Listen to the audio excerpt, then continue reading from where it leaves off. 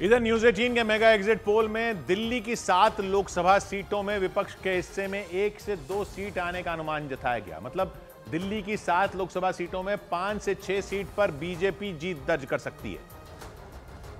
मतलब उसे 2019 के मुकाबले 1 से 2 सीट का नुकसान हो सकता है, क्योंकि न्यूज 18 के मेगा एग्जिट पोल के आंकड़ों में विपक्षी गठबंधन को दिल्ली की 7 सीटों में 1 से 2 सीटें मिल सकती हैं। लेकिन सवाल यह है कि जिन सीटों पर विपक्षी गठबंधन जीत दर्ज कर सकता है वो सीटें कौन सी हो सकती हैं। जानकार बताते हैं कि विपक्षी गठबंधन को north east Delhi Lok Sabha seat और चांदनी चौक लोकसभा सीट पर जीत मिल सकती है। ये दोनों सीटें गठबंधन के तहत कांग्रेस के हिस्से में आई और गठबंधन होने की वजह से इन सीटों पर आम आदमी पार्टी के संयोजक अरविंद केजरीवाल ने कांग्रेस के लिए जमकर प्रचार किया था। जानकार ये भी मानते हैं कि इन दोनों सीटों पर मौजूद आम आदमी पार्टी के वोटर सीधे सीधे कांग्रेस के पाले में चले गए हैं। इसी वजह से न्यूज 18 के मेगा एग्जिट पोल में दिल्ली में विपक्षी गठबंधन को 1 से 2 सीटें मिलने का अनुमान जताया गया, जबकि विपक्षी गठबंधन ने मीटिंग के बाद दिल्ली की 7 में 4 लोकसभा सीटों पर उसके प्रत्याशियों के जीतने की उम्मीद जताई।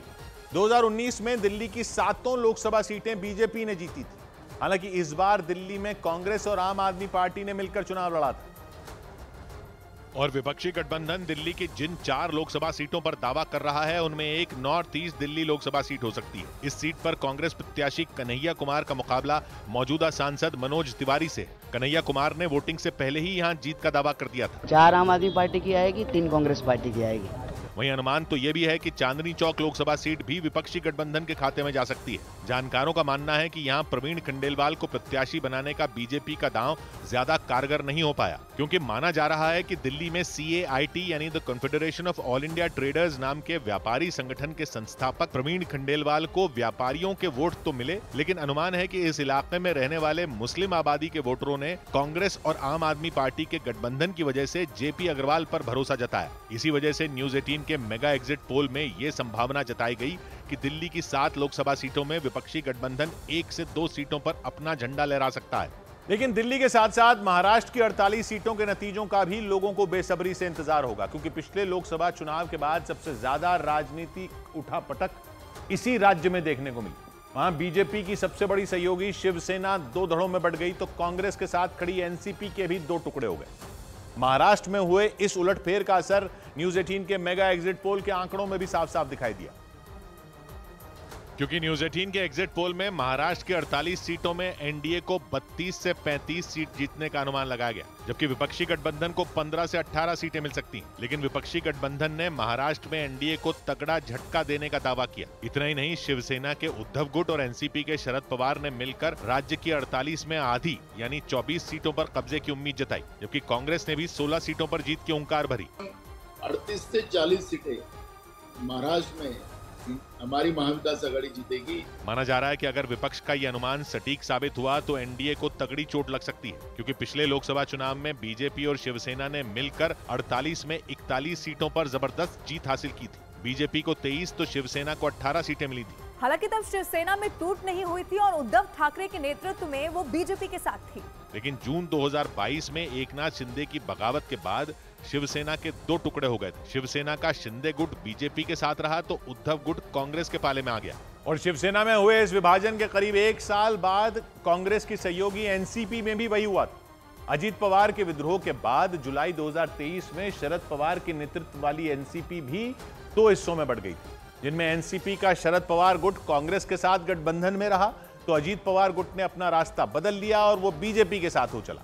लेकिन न्यूज 18 के मेगा एग्जिट पोल के आंकड़ों के मुताबिक इस सियासी उलटफेर का फायदा सीधे सीधे कांग्रेस की अगुवाई वाले विपक्षी गठबंधन को मिलता दिखाई दिया, और वो भी तब जब उद्धव गुट की शिवसेना और शरद पवार गुट की NCP को चुनाव से कुछ समय पहले ही अपने चुनाव चिन्ह छोड़ने पड़े थे, क्योंकि शिवसेना में टूट के बाद उसका चुनाव चिन्ह तीर कमान शिंदे गुट को मिल गया था और उद्धव गुट ने मशाल के निशान पर लोकसभा चुनाव लड़ा, जबकि NCP की पहचान रहे घड़ी के निशान को शरद पवार गुट की जगह अजीत पवार गुट को दे दिया गया था।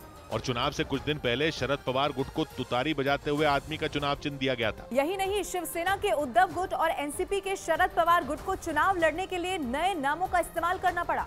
यानी कांग्रेस के इन दोनों सहयोगियों के लिए मुकाबला और ज्यादा मुश्किल हो गया, क्योंकि उन्होंने नए नाम और नए निशान के साथ चुनावी मैदान में अपनी किस्मत आजमाई। लेकिन इसके बाद भी न्यूज 18 के एग्जिट पोल में विपक्षी गठबंधन को महाराष्ट्र में 10 से 13 सीटों का फायदा होता दिखाई दिया, क्योंकि पिछले लोकसभा चुनाव में उसे महाराष्ट्र की 48 में 5 सीटों पर जीत मिली थी।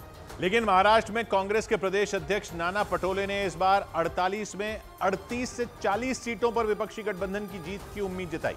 हालांकि महाराष्ट्र की कई सीटों पर एनडीए और विपक्षी गठबंधन के उम्मीदवारों में कड़ी टक्कर बताई गई, जिनमें सबसे कड़ा मुकाबला महाराष्ट्र की हॉट सीट बारामती पर माना जा रहा है, क्योंकि वहां शरद पवार परिवार की बेटी और बहू ने एक दूसरे को हराने के लिए पूरी ताकत झोंक दी और इसी वजह से बारामती लोकसभा सीट पर कांटे की टक्कर मानी गई। ये सीट शरद पवार की कर्म भूमि और उनके परिवार का गढ़ रही है। इस सीट से खुद शरद पवार संसद में पहुंचते रहे। एक बार उनके भतीजे अजीत पवार ने भी इस सीट से जीत दर्ज की थी। माना जाता है कि इस सीट पर जीत सिर्फ शरद पवार परिवार के आशीर्वाद से ही मुमकिन है, लेकिन इस बार वहां पवार वर्सेस पवार की लड़ाई हो गई, क्योंकि बारामती से 3 बार की सांसद और शरद पवार की बेटी सुप्रिया सुले एक बार फिर मैदान में, जबकि बीजेपी की टिकट पर उनकी भाभी और अजीत पवार की पत्नी सुनेत्रा पवार ने ताल ठोकी हुई। माना जा रहा है कि ननद और भाभी की इस लड़ाई ने बारामती लोकसभा पर मुकाबला दिलचस्प बना दिया।